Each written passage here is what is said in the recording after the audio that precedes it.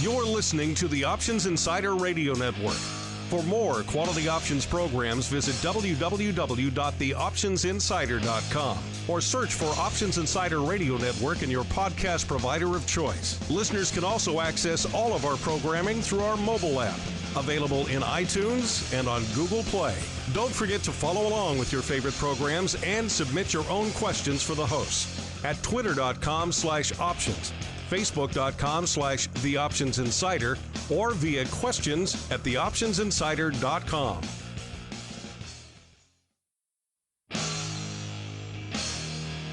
And now, it's time for the show that breaks down the options market. From unusual activity alerts to market updates and trading strategies. If it involves puts and calls, then our all-star panel will break it down.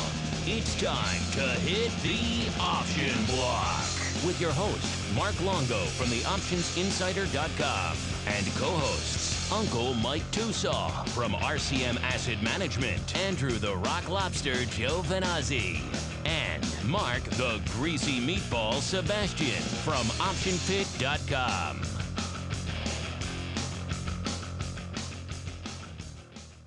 All right, everybody.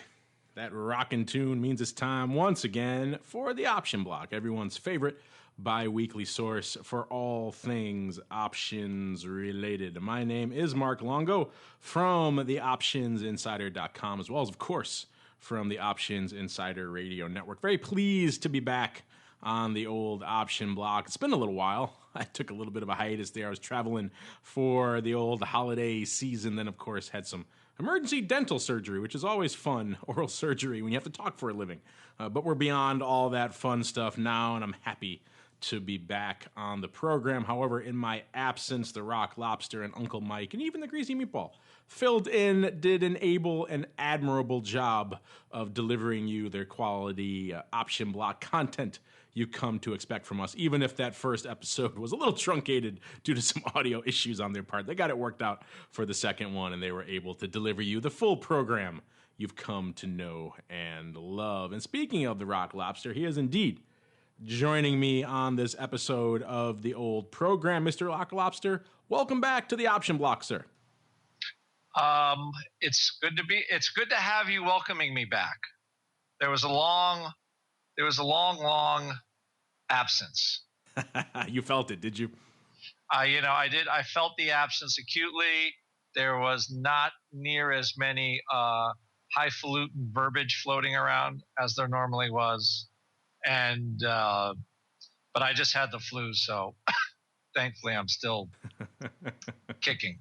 Yes, the vocabulary level of the show drops a few notches when I'm not off. So I'm not on, I should say. So I'll have to do what I can to step it up a bit. Speaking of speaking, I neglected to mention at the top of the show the different outlets that the program is available on. I think you all know them by now, but I did encounter an interesting new one, Mr. Rocklops. I think you'll find this humorous because over the Black Friday holiday, I'm deep in the Amazon ecosystem, as I've mentioned before, and I picked up one of those Amazon Echo devices, which is pretty fun. You tell it what you want, essentially, and it plays music for you and everything else. It also will play podcasts. So it's kind of been a fun, some of you have already, I think, encountered this and written in about this. But this is my first foray into this, literally walking into my kitchen and saying, play, Alexa, play the Option Block. And it just pulls up the show from TuneIn and starts playing it. So it's pretty amazing stuff. So listeners, if you're out there and you're one of the few who has an Amazon Echo device, it is a pretty cool device, then just walk in and tell it, hey, Alexa, play me some Option Block, and it'll do just that. It's a pretty impressive thing. Mr. Rocklops, I don't know if they have that technology yet in the hinterlands, but it'll get there soon. We have nothing in Maine. You have lobster nets. Well, we have the most highly efficient, technologically advanced. They're actually not nets, they're cages, but I'm going to let that just slide. I'm letting that slide because you live in Chicago. What do you know? Nets is more politically correct, I think. Nets. If you say you're caging lobsters, someone's going to protest you, I think. I think, somebody, I thought, didn't Drew Barrymore protest lobsters and release them into the ocean? It sounds like something she would do. That's when you're really, you got too much time and money on your hands.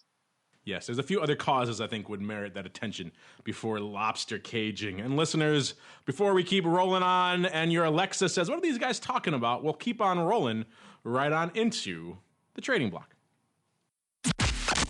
It's time to break down the latest topics, trades, and trends in the world of options. It's time for the Trading Block.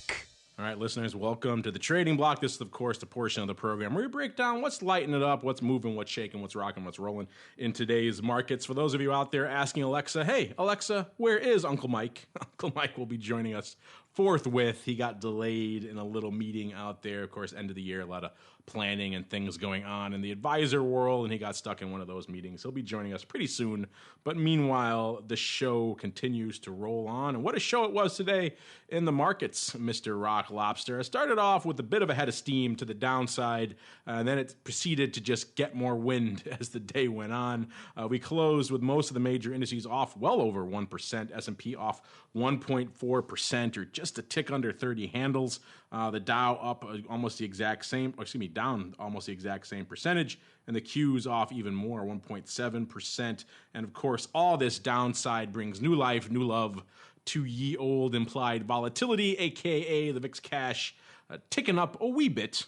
One or two handles, close to three actually today, to close at 18.64 here, up 2.73 handles, or Sebastian's not here, so I could say it, 17.2% on the day. So a crazy day, no matter how you break it down. All these rumors of the Fed, and it seems like they're going to do something now. So I think a lot of people might say, just do it.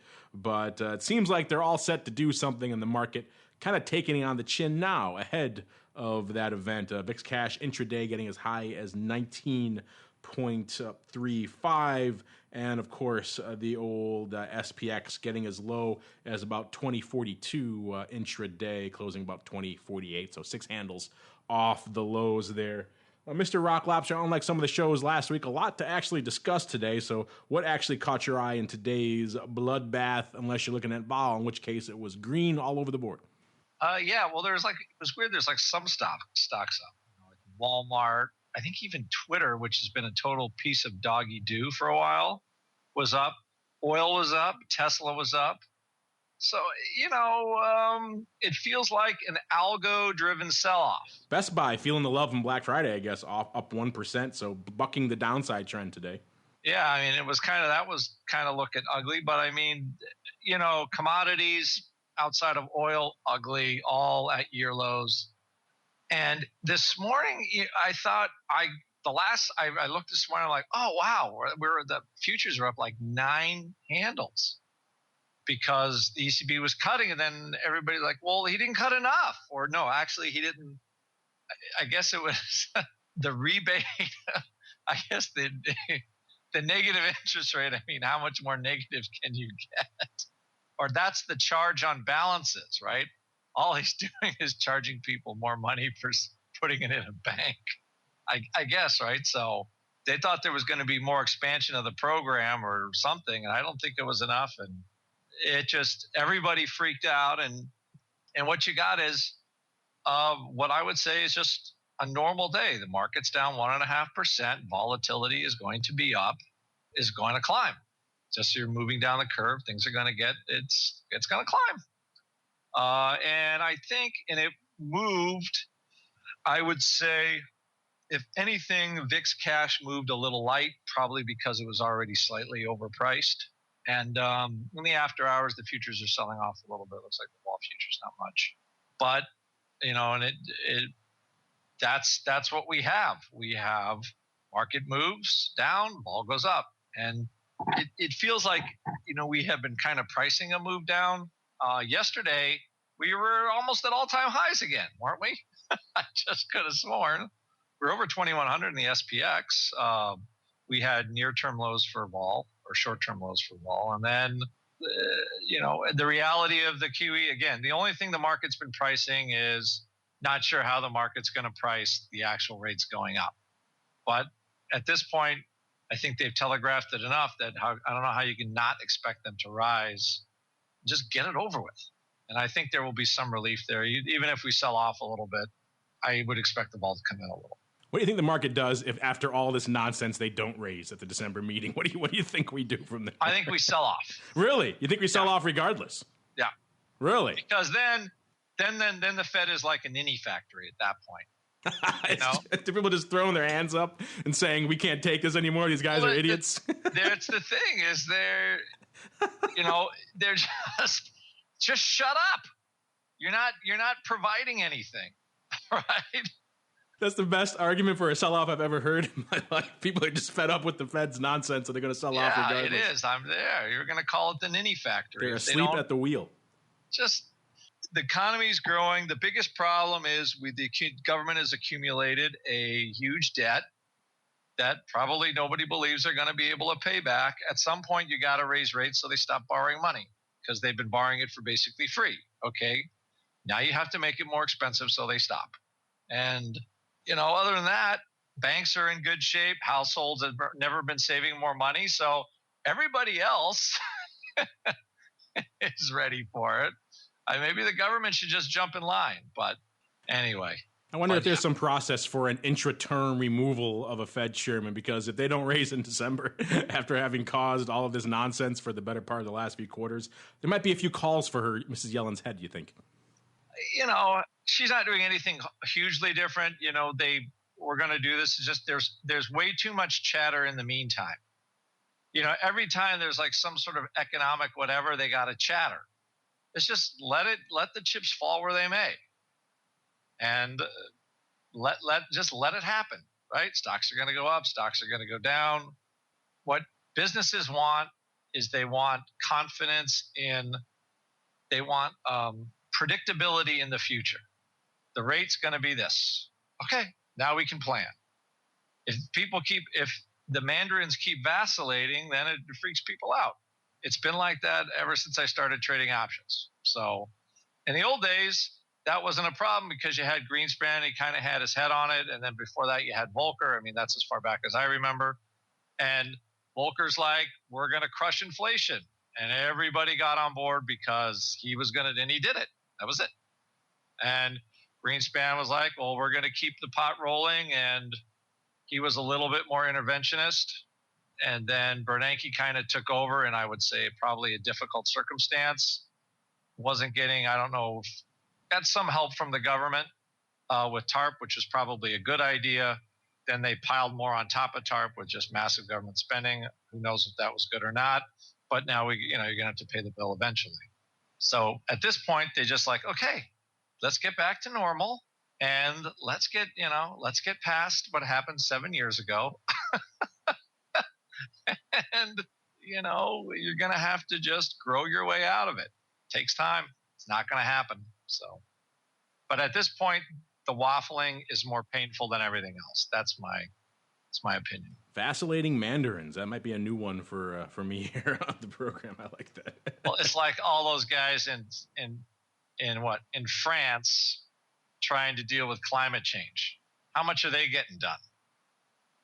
Right? They're all going to sign non-binding treaties. That's how the world turns, sir. A bunch of I heard this morning they were arguing about the language of shall or should, because shall means you have to and should means you might want to think about doing this. And yeah. So that was the big sticking point for a lot of these agreements. Tell China you can't mine coal anymore to heat your cities. Good luck with that one. Those mandarins. I'm waiting for the class action lawsuit that I'm sure the Greens are going to start pushing, because like the island of Fiji, they lost 3 inches of beach or something from global warming, they'll claim, and they'll sue the government. The reparations now are here already in the trillions because of, you got to blame the West and China for climate change. That'd be interesting. So it's ruined all the South Pacific islands. Yeah, that's what they're claiming. Class action lawsuit's going to be the weapon to bring China out of oh, it's not billions, it's trillions of dollars in reparations we're going to need. Good luck collecting on that, I'm thinking. There's an army between you and your reparations. It may be kind of hard to collect on those. Interesting stuff, though. It's those vacillating mandarins. It's all their fault. As we move on to some other areas, despite the sell-off today, we saw some increases in a few areas, including an overall options volume last month. It is the beginning of December, so we have the numbers in for November, and as it probably doesn't come as a surprise to our listeners, November, a bit of a volatile month. A few things happening here or there, hither and yon throughout the month, ended up driving a fair amount of options volume. OCC reported their numbers earlier this week, and they came out with 328.3 million contracts for the month of November. That's a 10% increase from November of 2014, where they did just under 300 million contracts. ADV over there at the OCC, of course, the Options Clearing Corporation, down about 3% so far in 2015 with about 16.8 million contracts a day. It was looking like it might, after October and some of the August, certainly in September, we might have a bit of a spike. We might rally. It seems like we're on the downward slope of that again. Who knows? December could carry us strongly into the end of the year here with some decent volume. Breaking it down by category, equity options volume, about 293.8 million contracts. That's up 9% from Nov 2014. And index options volume up 19% to just a tick under 30 million contracts, 29.5 million contracts.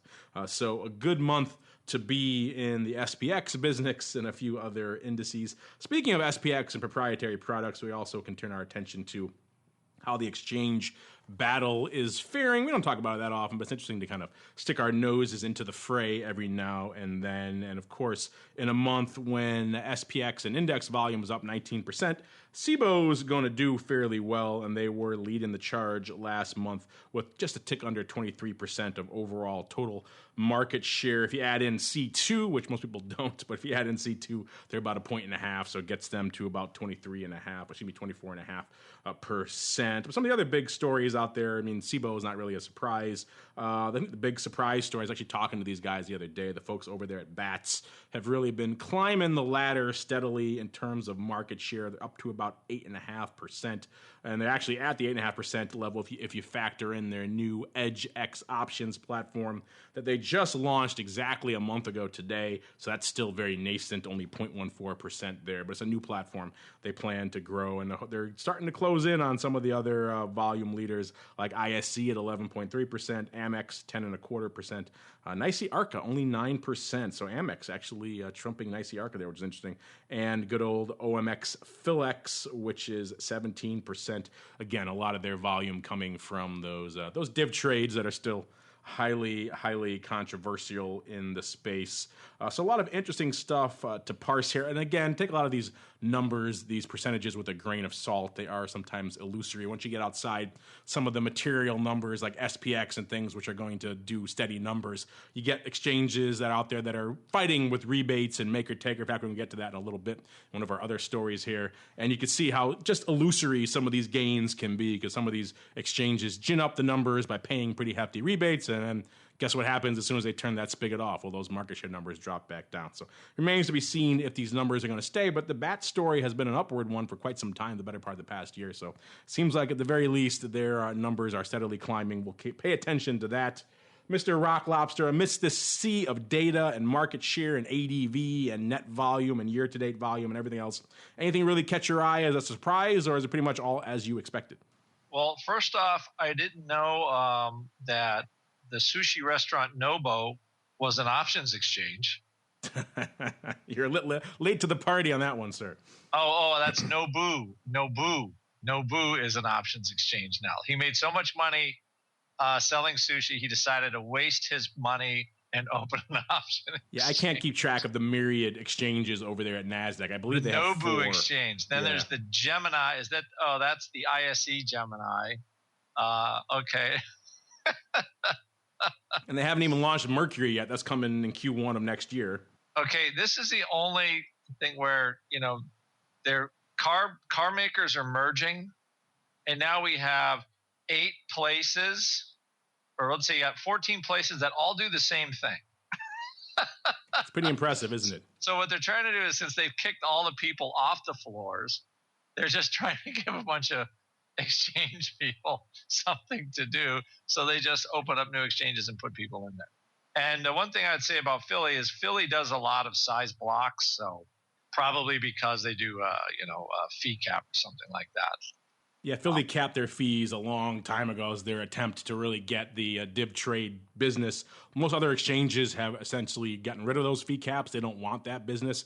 Philly being one of the few that still says, yeah, we'll put it up. So you see a lot of the dib trades going up there. Also, you see, like you said, a lot of the tied blocks going up because it's just cheaper to put them up there. So yeah, that's why Philly manages to maintain such a solid market share, despite the fact not a heck of a lot else going on up there at Philly these days. We're talking about options volume and market exchanges and all this other kind of weird esoteric stuff.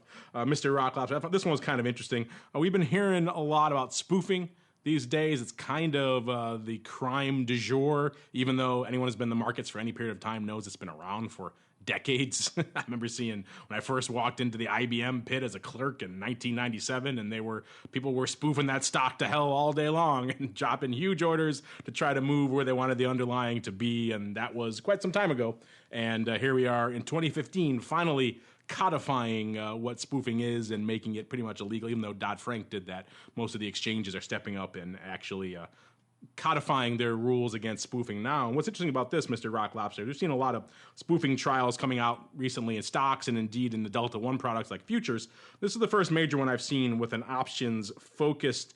They charged this week a couple of twins here in Chicago and their broker for essentially using options spoofing to gain what I was just talking about the maker-taker rebates. Of course, listeners, if you post an order on an exchange, you are then opening this order, you are making liquidity. If you then come in and lift that order, you're taking liquidity. So makers are incented. Firms, exchanges want people to come make liquidity on their exchanges, so they're incentivizing you to do that. Takers are charged. And so they were using these spoofy rules. It was a pretty elaborate little scheme here. They had several different accounts, and I won't get too deep into the minutia. Essentially, there are two different thresholds for customers in these business and most of the exchanges. The professional customer who does over the 390 order threshold for each calendar month, and then below that level is a non-professional customer. These guys were using multiple accounts, and when one account would get over that 390 order threshold, they would switch to another one so they could continue to qualify for these non-professional customer treatment and rebates. And they were also, the spoofing comes in when they were putting a bunch of actually all or none. So essentially you have to fill them all or cancel the order, listeners. These big all or nothing orders in the marketplace. And then putting out a bunch of small little orders to try to change the NBBO. They weren't really trying to trade those. They're really trying to get the NBBO to line up with their all or none orders so that those trades could then be filled. And because they were placing an opening all or none order, they were qualifying as a maker of liquidity. So they were getting all these rebates we were talking about earlier. And then, of course, they were scamming a lot of these rebates. This stuff took place, I believe, from May 2011 to December 2012. So about a year and a half. And again, trying to game these maker-taker type schemes. This is kind of the dark side of maker-taker, Mr. Rock Lobster, because it started off with the best of intentions. It was designed to address an issue we talked about many times here on the show, how these market makers have been driven out of the business. They have no incentive to provide liquidity. Here was a program designed to incent these guys to provide liquidity. They were actually paying them to do it. And then a bunch of these other firms have come in, and these guys now, the latest, these spoofers using these hidden all or none orders to try to game maker-taker, and they've kind of spoiled the party for everyone, as of course they recounted to great detail in tomes like Flash Boys and others. But kind of interesting to see options getting their turn under the microscope here. Mr. Rock Lobster, have you been following this one at all, and what's your take on these guys and their fairly elaborate scheme to scam some maker-taker rebates? Well, I mean, anytime you're creating the, I mean, they're helping create the exchanges are creating this by treating order flow differently. So it's like when they started paying for order flow back in the late 90s, all of a sudden, hey, I'll pay you to send your order here, even though the market's the same. I mean, once you start doing that and you start treating order flow slightly differently everywhere, you're going to get all these problems. So it doesn't surprise me And I'm sure if just they caught one bunch of group doing it, there's dozens of others that are doing it minimum. So good luck trying to figure all this out. So. Yeah, it also shows how fluid the definition of spoofing is and how one person's definition of spoofing can differ from another's. I mean, the traditional perception is, of course, placing large orders, try to move the market that you tend to cancel, and then, of course, coming on the other side to actually get the market benefit from that market movement that you caused. But this is a more perhaps nuanced version of where they actually were hiding the large orders and then displaying smaller ones to try to line up with the hidden large orders. So the different flipping the side of the same coin there, but still interesting, and it shows kind of how fluid this stuff is and how challenging. In fact, I was just talking earlier on our network to one of the startups that's going to be presenting at the Options Alliance conference next week, and they have a lot of software designed to highlight this spoofing activity, and just talking to them about how fluid and what actually defines spoofing and illegal activity, and it's a very slippery slope. But interesting to see that we're finally starting to see some options blowback from this, and certainly this will not be the last case we see of this. This is the hot crime right now in financial markets, and we'll be seeing a lot more prosecutions and cases coming from this in the weeks and months to come. But now, speaking of things to come, it's time for us to keep on rolling into our next segment. It's time for the Odd Block.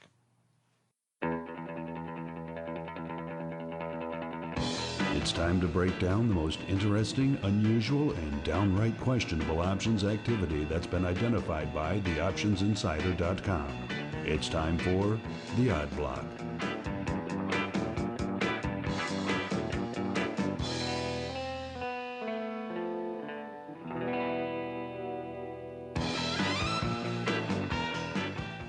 All right, everybody, welcome to the Odd Block. This is indeed the portion of the program where we break down what was going on in the shadier side of the options business. No, not spoofing. That's for the trading block. This is more of the unusual activity sort. And we're going to kick things off in the medical device field, a.k.a. Medtronic, ticker symbol NDT. Closing today, $76.67, up about a half a buck. They had earnings before the open today, and apparently the market liking what they saw, but to no great degree, of course, rallying nearly 1% on the day when the market's off 1.5%. That's no mean feat either. And this is the name that does about 9,000 contracts a day, doing 37,000 today. So a lot of love here for Medtronic, and the breakdown pretty much nearly 35,000 at 37,000. Coming on the call side, about 12.2 to 1 calls over puts. That should tell you what really caught our eye out here in the old Medtronic today. It was all calls all the time, starting off particularly out in the Jan expiration cycle. It was the Jan 77 halves that really started lighting up paper buying. One mega block this morning of 17,088 of these calls, paying $2.20, essentially lifting the offer at that point.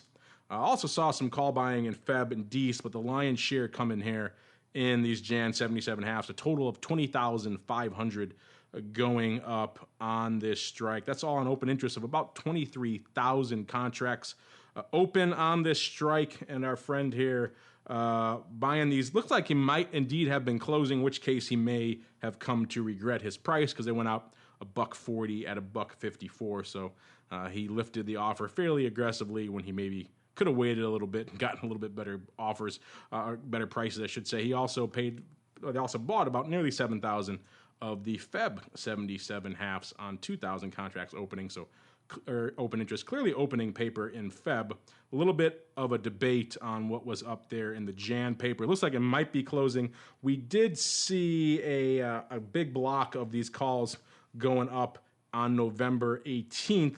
So it's possible that these are indeed, this is in closing of that trade, or it could be piling on. He's clearly piling on in Feb. Maybe he's closing out in Jan and roll into Feb. Mr. Rock Lobster, a lot to sink our teeth into here. Where do you fall on this Medtronic call palooza? This is the only thing curious about is, like, why would you sell these calls? You know, earnings are coming out and then close them. That's my problem with. That's why I think this could be, opening trade.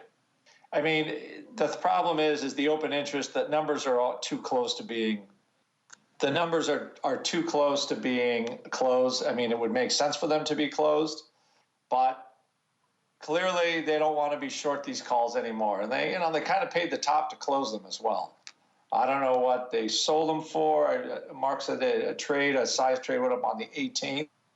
I don't know. It's pretty strange considering it's 20,000 contracts. Yeah, I'm with you. I don't really see the point. I guess maybe they thought initially after the earnings announcement the stock was going to run a lot higher than it did, so they panicked and came back in and lifted the offer on those short calls. I agree. I don't think the closing makes the most sense, but the open interest certainly lines up that way. So I'm going to lean closing certainly on the Jans. Obviously, Feb it can't be. Feb's opening, so maybe they still came on later on, decided they wanted to get long. They thought the thing was going to really run. We'll see how it all shakes out tomorrow. But you're right, a little bit of a weird timing here. If you're going to go through all this hassle and then when you got it going your way, you lift the offer. But hey, we've seen crazier things here. Let's move on to some other crazy things. Let's look at what's going on out here in Emerson Electric Company, ticker symbol EMR. This is the name. Let's see, closed today about 48.60 or so, off about 33 cents today, so about 0.7%. So not bad given the market selling off about 1.5%, so cutting that in half. This is the name that does nearly 4,000 contracts a day, doing pretty much, about 6 times that, a little more, about 26,000 and change today out there. And pretty much of that 26,000 and change, about 25,500 going on the call side of the fence. So 26-1 calls over puts. Once again, telling you where we're focusing our attention, our interest, our activity today. It was on the call side, in particular, the Jan 52 halves going up this morning, and a mega overwrite tied to some stock. Paper selling 22,850 of the Jan 52 halves for a whopping 20 cents, and doing it with a stock all day. Total of about 23,500 going up on this strike. Looks like someone trying to harvest a wee bit of yield out here. I don't have the exact stock price where they put the stock up, but it looks like they're getting a little bit of yield out here. There is some size open interest on this strike to the tune of 25,000 and change. So it's also possible they are unwinding a previous calls and stock position. But either way, it's interesting here. Again, open interest lining up pretty close. So it is possible this one's a closer. Mr. Rock Lobster, I know you're a fan of that old show, The Closer, whatever network that used to be on, that popular ladies detective show, I believe. But now that that's off the air, you can talk about this one. You think it's closing here in Emerson, or are you going opening? Who was the closer? I forgot the name of the woman who was on it, but I know that was the name of the show. Oh, yeah. I know ladies loved that show. That's all I know. Oh, okay. Ladies love it. All right. So anyway, this could be it's almost like somebody had like a stock and call position and you got the market sell off and they're closing. It felt like, except a little different than Medtronic. Somebody's dumping the calls. So I don't know why you'd buy a $48 stock and sell a 20-cent call against it. I guess. We don't call it the sensible block. Or you just wanted to own Emerson, I guess, but I don't know why you'd bother selling a call for 20 cents. Be that as it may, you think it's free money, help your yield. But I think the overwrite looks the most reasonable. It's just trying to see how much stock there is.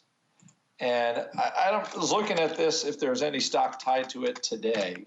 And there is a block of, the problem is the block is not very big. They're saying something printed closing at the end of the day, but nothing really of size, anything close to this option contract. So why it printed tied to stock, wherever that stock traded, didn't get printed on the good old normal tape.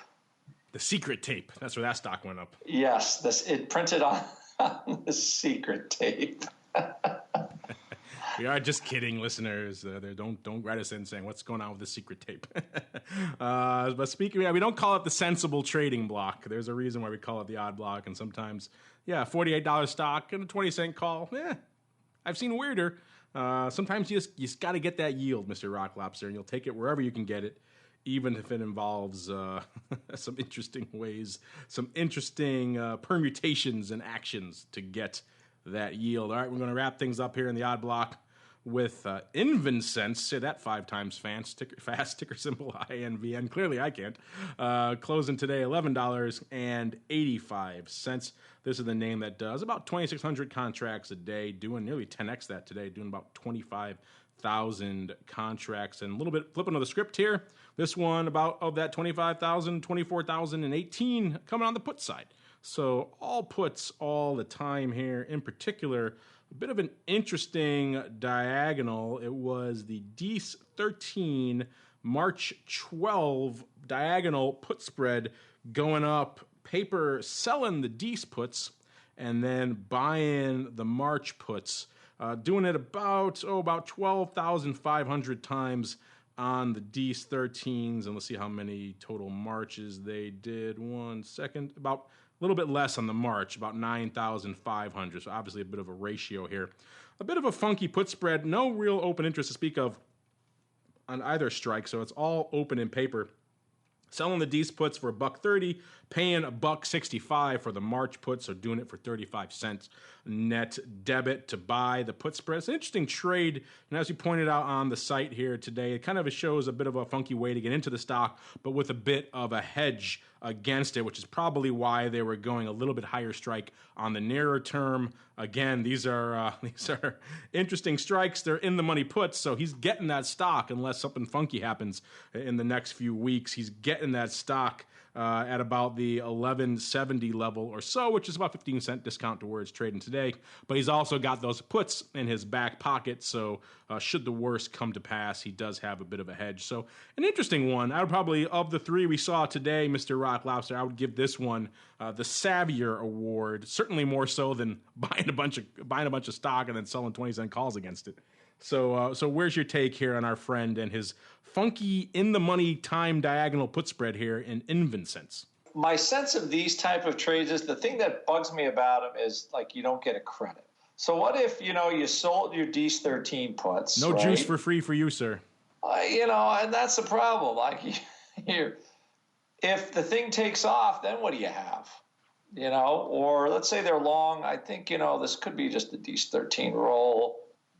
But I'm looking at this, and that kind of bugs me about these types of rolls where, if the stock goes your way and you want to be long and you didn't do it for a debit, or if you didn't do it for credit, you could still not make your dollars. It's a little annoying, So, I see this could be a clever way to back in. You think you're going to take delivery on the DEES 13s, most likely. You're not going to get the move. But, you're still doing it for a debit, and you could be, so the stock rolls a little higher, and then you're kind of out of luck. So, they've got room for sure, but they're not my favorite thing. Not my favorite thing. Yeah, if you're going to be that gung-ho on the stock, maybe you give yourself a little bit more wiggle room on the downside there. Maybe you go the 11 puts, so that kind of eases your worries about the debit at that point. You'll probably get that for a credit, or at least even. I haven't checked the prices. And also, you're going to all this effort to buy the freaking stock for 1170. Give yourself a little. You don't need to hedge from 12. You can give yourself a little bit of breathing room, so you don't have to pay that much up front. I don't know. I like the structure, but yeah, I think maybe the strike selection, particularly on that second leg, is a little touchy. Yeah, it's a little interesting. I don't know why he'd go to all this effort and then put on the 12s to hedge it. Maybe 11, I could see. Then you're cutting off your downside, but you give yourself a little bit of room to run. And you're right. Don't just dig yourself a 35-cent hole at the start. Exactly. So now my saying this is a random question. What's the difference between spoofing and our unusual activity? Well, unusual activity is just a one-off, and usually there has some economic intent behind it. These guys are buying the calls. They want the stock to rally, usually, Plus, it's actual volume that's traded. Yeah, it's legit right? volume. There's legit economic risk. You can argue with the timing of it, but no one can say there's no economic risk to it. Whereas spoofing, there's no intention to trade that. You're just doing 50,000 contracts and canceling. No, exactly. All we do is we report the volume that people are trying to do. Maybe if this stuff keeps up, maybe we need to have a spoofing block. What do you think? Find some spoofs. Okay, and then every spoofing block will be, and nothing traded. Yeah, nothing. End of block.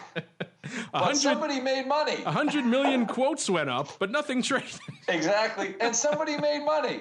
The SEC is going to go, there's something wrong with that. I like that, the spoofing block. And that was your spoofing block for today, listeners. Nothing traded. Thank you. Nothing traded, but somebody made money. That's why that one was a little weird, is because they actually were trading something. They were getting the rebates. So they actually had to put something on to get paid that rebate. So that's why it was a little bit different. That's what options, options, things always go up a little bit different in the options world. And that's the options version of spoofing, which is interesting stuff. And speaking of interesting stuff, it's time for you guys to get some interesting stuff, as well as to be joined by a better late than never guest. Let's just keep on rolling into Around the Block. It's time to tell you what we'll be watching on our trading screens until the next episode. It's time for Around the Block. And I apologize, listeners. This is Thursdays. It's usually where we feature some of your questions, but A, Andrew and I have been gassing on about spoofing for quite some time. And B, we are finally joined, better late than never, by our fashionably late co-host, Uncle Mike Tusaw, who in this portion of the show where we usually talk about what we're looking for ahead, let's start with welcoming him to the program and see what caught his eye in today's activity. Uncle Mike, welcome to the program, better late than never. Oh, always good to be here. My apologies for my tardiness today. We actually had some things going on at RCM. But yeah, it looks like we had a little bit of a down day today. I think Miss Yellen kind of spooked the market a little bit. I know that's a shocker, but I'm still long going into tomorrow's announcement, which we'll talk about on Around the Block, of course. But I think that with where we are, we did hold positive territory for the S&P for the year. Not by much, but we did. And we're probably up a very small percentage of a percent right now on the year in the S&P. I think that just a lot of things are going to be happening tomorrow at 7:30 Chicago time when the non-farm comes out. So that's when we're going to see if this was just a spoof, so to speak, or this could be a sign of things to come. We're still positive on the year as for now in the S&P, but I think tomorrow, in terms of like what caught my eye today, I think it's going to be more about what's catching my eye tomorrow when we have the non-farm. Uncle Mike, let me ask you this, because I asked this question to Andrew earlier, and his answer cracked me up. So I'm giving you another swing at the bat here as well. If after all this nonsense, all this Sturm und Drang with the Fed and Yellen, will they, won't they didn't raise last time, if now and everyone's kind of dead set on there will be a raise coming in December, the market's selling off ahead of it, if after all of this they sit on their hands again in December, what do you think is going to happen to the market that day?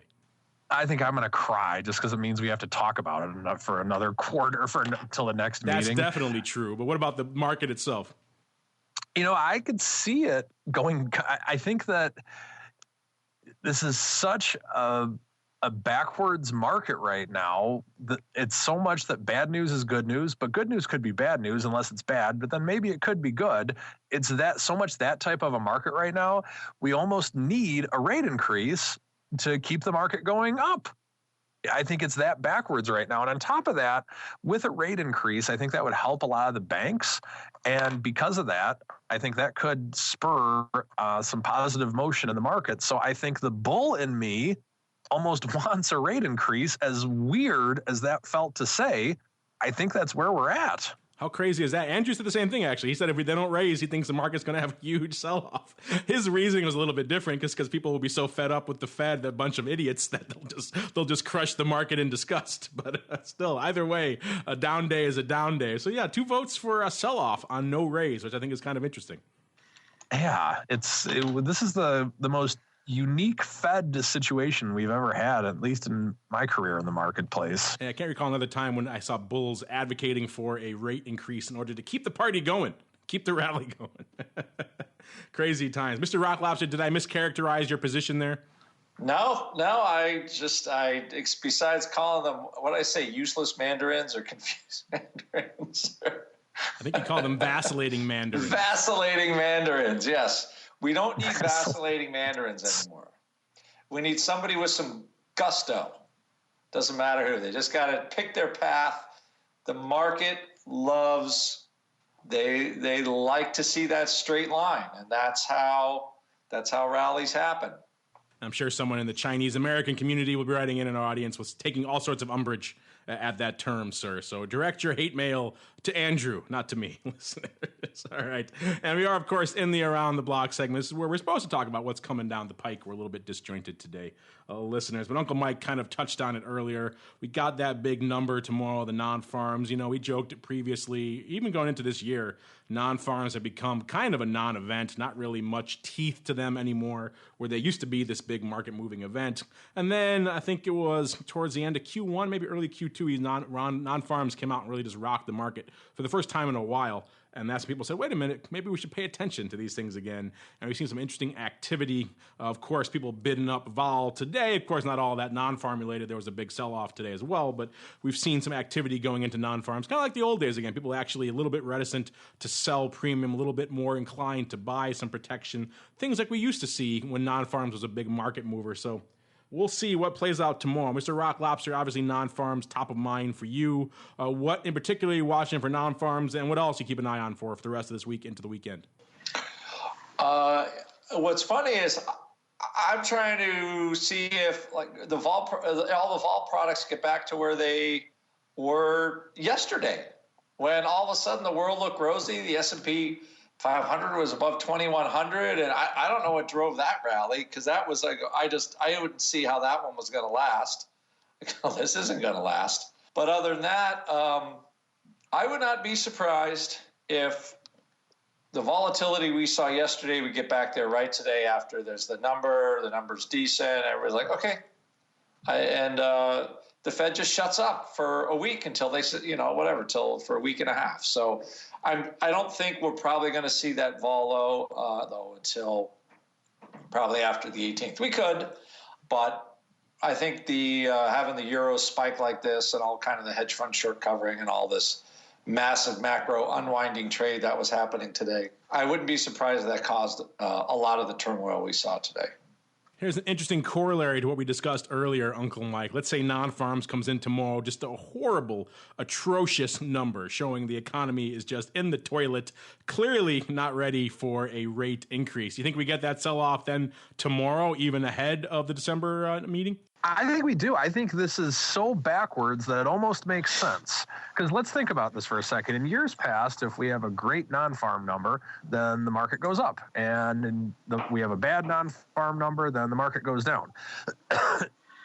Because we've been so freaked out about the Fed, news has become good news. But now, because of the fact that we want some type of certainty again, I think good news is good news. But now, not because it's booze, but because the Fed will raise rates accordingly, which might not be bad news. Bad news, on the other hand, could theoretically be bad news because it means the Fed might not do it, thus creating more uncertainty and making it bad news, even though it is bad news. And it's not good news, which is the inverse of what we've been used to over the past couple of years or so. So I think it's so backwards right now, it's almost normal. I'm very confused at this point, so I think with that, I feel like I'm in a Dr. Seuss, an evil financial version of Dr. Seuss. So I think with that, we'll draw this episode to a close. But before we go, let me check back in with each of my cohorts here, my partners in crime on the old All-Star panel, to see what they have cooking that may interest you. Mr. Rock Lobster, we'll start with you. Just came out with a big holiday weekend. We're coming into the holiday season here. What's cooking in the land of Option Pit as we go into the holidays? Well, two things. Option Pit has launched our store. We've been trying to launch it for a long time. We finally got it. It's going to grow because Mark and I have been creating content and webinars for 5 years. And now we're actually putting it on our website so people can buy them. So if you want to learn about the VIX, just buy the webinar. If you want to learn about butterflies, buy the webinar. If you want to learn about vol, buy the webinar. You want to learn about how to trade VIX options, buy a webinar. All of it is solid fundamental stuff that we use every day at Option Pit, and you'll learn something. If you want to buy packages of it, let us know. We'll package it any way you want. If you want to be a gold member, you get it all for free. After, of course, you sign up for gold, which is a huge cost savings. So we got that going. We also have a webinar on Saturday about trading direction, using options to trade direction. Not too dissimilar from, I guess an example of a lot what Mike does is, try to use options in the best way possible to get the direction you want out of them. So controlling risk, controlling delta, all of that kind of stuff, controlling your exposure. And, you could have a year where even though if the market didn't do much, you still find ways to make some money. So that's what our Saturday webinar will be on Saturday. And if you don't make the webinar, you can go to our store, OptionPit/product catalog, and find it. I'm glad you guys did that. I've been on you guys to do that for a long time. It just makes sense for you guys rather than, obviously you like doing the live stuff, but you've been creating all these webinars, all this content for years. As someone who's in the content business myself, I know the value of that sort of archive, that catalog. So put it to work for you and make it easier for your listeners. Let them get the on-demand education instead of having to be there, at 3 p.m. for the webinar, whatever the case may be. So check it out, listeners, optionpit.com. Actually, it's /product catalog, not /store, or you can just find it on the website in the nav bar there. Check that out. Listeners, if you want to check out some of the webinars you may have missed. And Uncle Mike, what's cooking in the land of RCM, sir? Oh, lots of things. I just came out of a meeting today with how we're going to be revamping our entire online presence, and just nothing new. I've talked about on the show before, and how we're going to be expanding things, new offerings online. A lot of that will be coming out in the new year. My book will be coming out, the second version of my book, second edition of my book, Go Long, New Option Strategies for Buy and Hold Investors, will be coming out in the first of the year. And if anyone has any questions or anything about tax planning for the end of the year for their positions, or just wants to chat about their finances in general, feel free to give me a call at 312-212-3531 or send me an email at mtusaw@rcmfs.com. All right, listeners, and this is usually where I wrap up the show, but I want to encourage you, if you are interested in the world of financial entrepreneurship or all these things we're talking about here in the world of options. Maybe you're a trader, you want to start your own options trading business, maybe launch a fund or a retail-oriented business or some sort of fintech startup you got up your sleeve, or whatever the case may be. Well, then you need to be in Chicago next week on Thursday the 10th for our annual Options Alliance Conference. This is our big annual shindig, and it keeps growing every year despite my best intentions to keep it small. We've added, in addition to our popular marketing sessions and, of course, our venture capital sessions, we also have a new financial startup and small firm showcase where we're highlighting about a dozen different firms doing a lot of interesting stuff in the world of options and derivatives you may want to check out. And of course, a lot of great networking and all sorts of fun stuff going on. So surf on over to optionsalliance.org to grab your seats. I think we got a handful left heading into next week, but space is literally limited. So grab those tickets if you're interested. Optionsalliance.org to learn more. And on behalf of the Rock Lobster and Uncle Mike, and indeed myself, I want to thank all of you out there in the listening audience for downloading and streaming and subscribing to the show. And of course, for sending in such great questions. We'll get to them next episode, I promise. And we'll see you next time right here on the Option Block.